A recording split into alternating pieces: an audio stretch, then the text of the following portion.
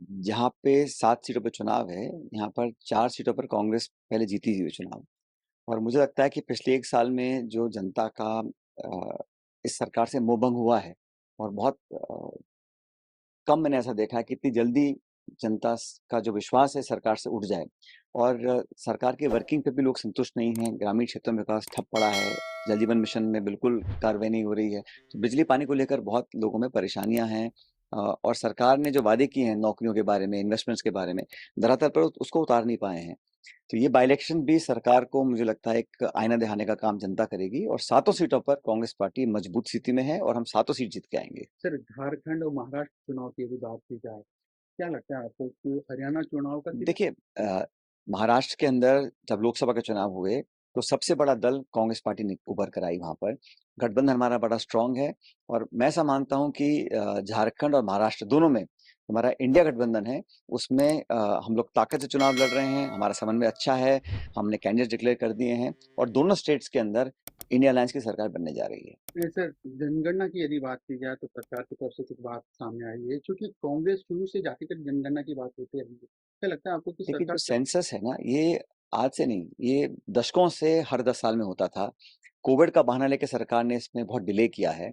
और कहीं न कहीं सरकार की प्रवृत्ति रही है कि आंकड़ों को छुपाया जाए। और जो डेटा है, जो आंकड़े हैं, अगर उस पर आप उसको प्रकाशित नहीं करेंगे, छुपा के रखेंगे, तो सिर्फ आपके भाषण हैं और फिर मीडिया का परसेप्शन है। तो हम तो चाहते हैं कि कास्ट सेंसस भी हो, लेकिन जो आंकड़े हैं, बेरोज़गारी के हैं, भुखमरी के हैं, रोज़गार के हैं, निवेश के हैं, वो पब्लिक डोमेन में आएँ।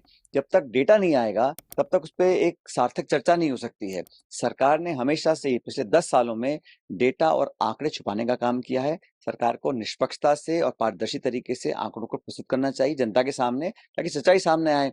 आज जो खाई बढ़ गई अमीर-गरीब की, उसके आंकड़े देखने चौंकाने वाले आंकड़े हैं, लेकिन सरकार उन आंकड़ों को दबा के रखती है। अभी भी जो बात कह रहे हैं, हम तो हमेशा समर्थन करते आए हैं कि सेंसस भी हो, कास्ट सेंसस भी हो, ताकि जो प्रभावित लोग हैं, उनका कितना प्रतिशत है, कितनों को लाभ पहुँचा, कितनों को नहीं पहुँचा, उस सब पर एक निष्पक्ष तरीके से जनता के सामने वास्तविकता को हम प्रस्तुत कर सकें। सर, लास्ट सवाल, क्योंकि उपचुनाव है, तमाम जो चुनाव थे, इंडिया गठबंधन बने, जो सीटें हुई थी वो शायद नहीं हो नहीं, पाई, हमारा क्योंकि सातों सीटों पे कांग्रेस हमारा गठबंधन नेशनल लेवल पर मजबूत था और आज भी मजबूत है।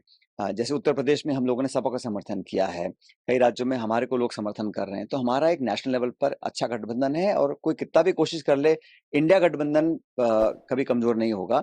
राजस्थान में क्योंकि यहाँ हम विपक्ष में हैं और सातों सीटों पर हम चुनाव लड़ रहे हैं, और सातों सीटों पर कांग्रेस की स्थिति पहले से मजबूत थी, अब हम चुनाव जीत कर आएंगे।